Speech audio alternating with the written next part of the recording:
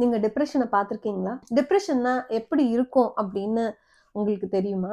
வாழ்க்கையோட ஒவ்வொரு தருணத்திலயும் நம்ம சில விஷயங்கள் தப்பான முடிவு எடுத்துட்டோம் அப்படின்னு நீங்க ரியலைஸ் பண்றீங்களா? ஏன் அந்த முடிவ எடுத்தோம்? அத மாத்தியிருந்தா நம்ம வாழ்க்கை இன்னும் சிறப்பா அமைஞ்சிருக்குமே அப்படின்னு யோசிக்கிறீங்களா? இந்த வாழ்க்கைய நினைச்சா ஒரு சந்தோஷமாலாம் இல்ல. ஏதோ வாழ்க்கை ஓடுது அப்படின்ற மாதிரியான எண்ணங்கள் உங்களுக்கு இருக்கா? இந்த வீடியோ உங்களுக்காக தான். நம்ம இன்னைக்கு பார்க்க போற புக் த மிட்நைட் லைப்ரரி. இந்த புக்ல என்னதான் இருக்குன்னு பார்ப்போமா?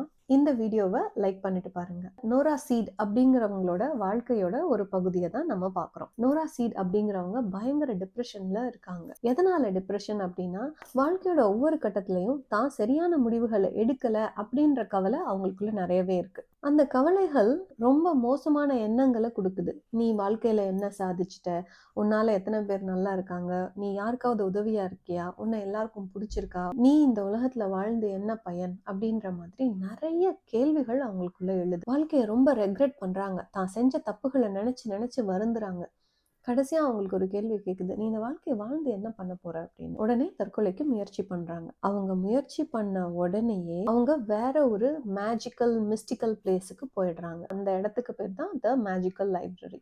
இந்த இடம் வந்து உண்மையான இடமா இல்லைன்னா ஒரு இமேஜினேஷன்ல இருக்கிற இடமா அப்படின்னு இந்த ஆத்தர் கிட்ட கேள்வி கேட்குறாங்க இன்டர்வியூஸ்ல. படிக்கிறவங்களோட அசம்ஷனுக்கு நான் விட்டுடுறேன் அப்படின்னு சொல்றாரு. கண்டிப்பா அது ஒரிஜினல் பிளேஸ் கிடையாது. பட் லைஃபுக்கும் டெத்துக்கும் நடுவுல இறந்ததுக்கு அப்புறமான நிகழ்வு நடக்கிற இடமா இல்ல இது ஜஸ்ட் ஒரு நோராவோட இமேஜினேஷனா அப்படிங்கறத அவர் தெளிவா சொல்லியிருக்க மாட்டாரு. இது நம்மளே யோசிச்சுக்கலாம். நான் இது ஒரு நோராவோட இமேஜினேஷன் நினைக்கிறேன். த மிட் நைட் லைப்ரரியில நிறைய புத்தகங்கள் வரிசையா அடுக்கி வைக்கப்பட்டிருக்கு. நோராவோட முக்கியமான பிரச்சனை என்னன்னா, தான் வாழ்க்கையில சரியான முடிவுகளை எடுக்க தவறிட்டோம் அப்படின்னு கவலைப்படுறாங்க இல்லையா?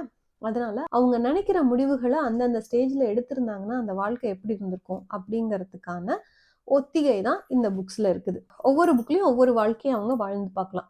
முதல் புத்தகம் ஃபேமஸ் அத்லெட். நோராவோட அப்பா அவங்கள மிகப்பெரிய அத்லெட் ஆக்கணும்னு ஆசைப்பட்டாரு. அதனால அவங்கள ஸ்விம்மிங் கிளாஸ்ல சேர்த்தும் விட்டாரு. ஆனா நோரா ஸ்விம்மிங்கை விட்டு வெளியில வந்துட்டாங்க. அவங்களோட ஒன் ஆஃப் த ரெக்ரெட்ஸ் இது. ஒருவேளை அவங்க அதுலேருந்து வெளியில வராம அதே ஸ்விம்மிங்கை கண்டினியூ பண்ணி மிகப்பெரிய அத்லெட் ஆயிருந்தாங்கன்னா என்ன ஆயிருக்கும் அப்படிங்கிறது தான் இந்த வாழ்க்கையில அவங்க வாழ போறாங்க. அவங்க அதே மாதிரி மிகப்பெரிய அத்லெட் ஆயிட்டாங்க. ஒலிம்பிக்ஸ்ல போய் எல்லாம் ஜெயிச்சு தங்கப்பதக்கம் எல்லாம் வாங்குறாங்க. சக்சஸ்ஃபுல் அத்லெட்டா மாறிடுறாங்க. அவங்க அப்பாவும் சந்தோஷப்படுறாரு. ஆனா பயங்கர ப்ரெஷர் இருக்கு அவங்க வாழ்க்கையில. அடுத்ததையும் ஜெயிக்கணும் அடுத்ததையும் ஜெயிக்கணுங்கிற ப்ரெஷர் ரொம்ப தாங்கிக்க முடியாத ப்ரெஷரா இருக்கு. நிறைய சாக்ரிஃபைசஸ் பண்ண வேண்டியிருக்கு அந்த லெவல்ல ரீச் பண்றதுக்கு. அவ்வளோ பெரிய ஃபேமுக்கும் இதுக்கும் அவங்க டெய்லியும் உழைக்க வேண்டியதா இருக்கு. அடுத்த புக் எடுத்து படிக்கிறாங்க. அதுதான் ராக் ஸ்டார். இவங்க ஒரு காலத்துல ஒரு பேண்ட்ல ஒர்க் பண்ணியிருந்திருக்காங்க. அந்த பேண்ட்ல இருந்து ஏதோ ஒரு காரணத்துக்காக வெளியில வந்துட்டாங்க. அதுல இருந்து வெளியில வராம இருந்திருந்தா என்ன அப்படிங்கிறது தான் இந்த வாழ்க்கை. இந்த புத்தகம். இந்த வாழ்க்கையில அவங்க என்ன பண்றாங்கன்னா அதே மாதிரி அந்த அந்த பேண்ட் விட்டு வெளியில வரல. மிகப்பெரிய ராக் ஸ்டார் ஆயிடுறாங்க. பயங்கரமா அந்த த்ரில் அவங்களுக்குள்ள இருக்கு. மிகப்பெரிய ஒரு க்ரௌடை வந்து ஃபேஸ் பண்றாங்க. சூப்பரா பாடுறாங்க. பயங்கர சந்தோஷப்படுறாங்க. அது எல்லாத்தையும் அனுபவிக்கிறாங்க. பட் அந்த வாழ்க்கையில என்ன பிரச்சனை அப்படின்னா அவங்களுக்கு தனிமை ரொம்ப வாட்டுது. அவங்களுக்கு ரிலேஷன்ஷிப்ஸ்ல இஷ்யூஸ் இருந்திருக்கு. இவ்வளோ ஃபேமஸா இருக்கும்போது அவங்களுக்குள்ள ஏதோ ஒரு வெற்றிடம் இருக்கிறத அவங்க உணர்றாங்க. அடுத்த வாழ்க்கைக்கு போய் பார்க்குறாங்க. அம்மா அம்மாங்கிறது என்னைக்குமே ரொம்ப ரிவார்டிங் அண்ட் சேலஞ்சிங்கும் கூட இல்லைங்களா? ஸோ அவங்க ஒரு அம்மாவா இருந்து பார்க்குறாங்க. அந்த குழந்தையோட முதல் ஸ்பரிசம், அந்த குழந்தைய வளர்க்குறதுல இருக்கிற சேலஞ்சஸ், அதில் இருக்கிற சந்தோஷம் எல்லாத்தையும் அனுபவிச்சு பார்க்குறாங்க. அதில் அவங்க யோசிக்கிறாங்க, இதை நான் உண்மையாகவே அம்மாவாக ஆயிருந்தேன்னா என்னோட ஐடென்டிட்டியே மாறி இருக்கும் அப்படின்னு யோசிச்சு பார்க்குறாங்க. சந்தோஷமாகவும் இருக்கிறாங்க. அடுத்த வாழ்க்கை, அடுத்த புத்தகம் கிளேசியாலஜிஸ்ட். கிளேசியர்ஸ்னால் ஒன்றும் இல்லைங்க, பனி மூடிய ஒரு இடத்துல வந்து மேலே மேலே பனி மூடிட்டே இருக்கும்போது அது கிளாஸ் மாதிரி ஃபார்ம் ஆகும். அந்த இடம் பேர் தான் கிளேஷியர். அது ரொம்ப குளிர் பகுதியில் இருக்கும். இவங்க படிக்கிற காலத்தில் கிளேசியாலஜிஸ்ட் ஆகணும்னு ஆசைப்பட்டிருக்காங்க.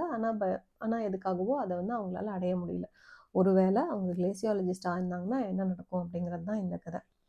அவங்க தன்னோட குடும்பத்தை பார்த்துக்க முடியாமல் ரொம்ப கஷ்டப்பட்டு குக் கிராமங்களில் மனுஷங்களே வாழாத இடத்துல இருக்கிற கிளேசியருக்கு போய் அதை பற்றி படிக்கிறாங்க. பயங்கரமாக நிறைய விஷயங்கள் அதுலேருந்து கண்டுபிடிக்கிறாங்க. ரொம்ப சக்ஸஸ்ஃபுல்லாகவும் இருக்கிறாங்க. ஆனால் அந்த வேலையில் நிறைய அபாயங்களும் இருக்குது. நிறைய சாக்ரிஃபைசஸும் செய்ய வேண்டி இருந்திருக்கு. அடுத்த வாழ்க்கை பப் ஓனர். அவங்க தன்னோட கிராமத்தை விட்டு வெளியில் வராமல் தான் ஊர்லேயே ஒரு பப் வச்சு அதுக்கு ஓனராக இருந்திருந்தா நல்லா இருந்திருக்குமேன்னு யோசிப்பாங்க அடிக்கடி.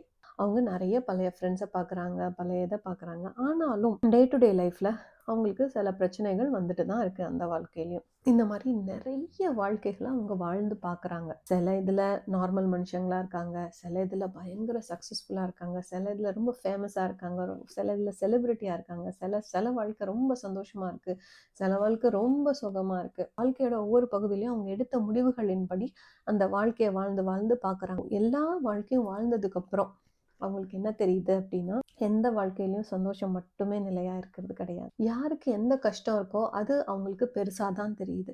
வெளியிலேருந்து பார்க்கும்போது ரொம்ப சக்ஸஸ்ஃபுல்லாகவும் ஃபேமஸாகவும் இருக்கிற ஒருத்தவங்களோட வாழ்க்கையில இருக்கிற கஷ்டம் வெளியிலேருந்து பார்க்குற நமக்கு சின்னதாக இருக்கும். அதை அனுபவிக்கிற அவங்களுக்கு அது மிகப்பெரிய கஷ்டமா இருக்கும், தாங்கிக்க முடியாத கஷ்டமா இருக்கு. அந்த அனுபவிக்கிறவங்களோட மனசு தான் அது எவ்வளோ சின்னதா இல்லை பெருசாங்கிறத டிஃபைன் பண்ணுது.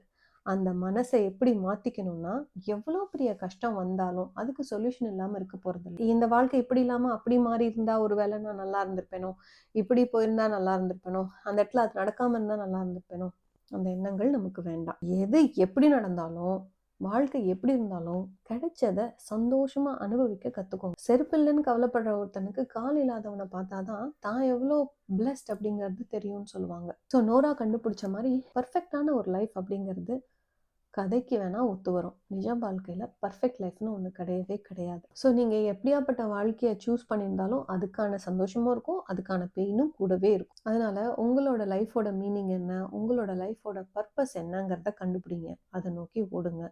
கஷ்டம் இல்லாத மனுஷன் அப்படின்னு ஒருத்தங்களை கடவுள் படைக்கவே இல்லை. மனம் அது செம்மையானால் மந்திரம் அது தேவையில்லை. உங்க மனசை சந்தோஷமா வச்சுக்கிற ரகசியம் உங்ககிட்ட தான் இருக்கு. இப்போ இத்தனை வாழ்க்கையும் வாழ்ந்து பார்த்த நோராவுக்கு நல்லா தெரிஞ்சிருச்சு, கஷ்டம் இல்லாத வாழ்க்கைன்னு ஒன்று இருக்க போறது இல்லைன்னு தெரிஞ்சுக்கிட்டாங்க. இந்த விஷயம் புலப்பட ஆரம்பிச்சோன்னா அவங்களுக்கு ஒரு விஷயமா தெரியுது.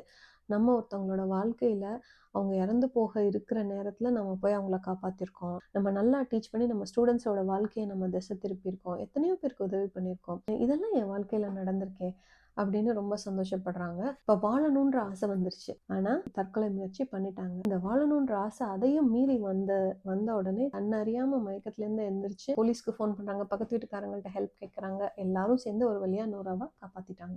அவங்க பிசிக்கலா மட்டும் சேவ் பண்ணப்படலை, எமோஷ்னலாகவும் சேவ் பண்ணப்பட்டிருக்காங்க. இந்த மிட் நைட் லைப்ரரி அப்படிங்கிறத எல்லாரோட வாழ்க்கையிலுமே அப்ளை பண்ணி பார்க்கலாம். இந்த நோரா அப்படிங்கிறவங்க நம்மள பல பேருக்குள்ளேயும் இருக்கிறாங்க. இந்த டிப்ரெஷன், தேவையில்லாத எண்ணங்கள் எல்லாத்துலேருந்தும் வெளியில் வந்துட்டு சந்தோஷமான வாழ்க்கையை வாழுங்க. இந்த வீடியோ உங்களுக்கு ஹெல்ப்ஃபுல்லாக இருந்ததுன்னா சப்ஸ்கிரைப் பண்ணிக்கோங்க. உங்கள் ஃப்ரெண்ட்ஸ் யாராவது இதை பார்க்கணுன்னு நீங்கள் ஆசைப்பட்டீங்கன்னா அவங்களுக்கு இதை ஷேர் பண்ணுங்கள். நம்ம மீண்டும் சந்திப்போம்.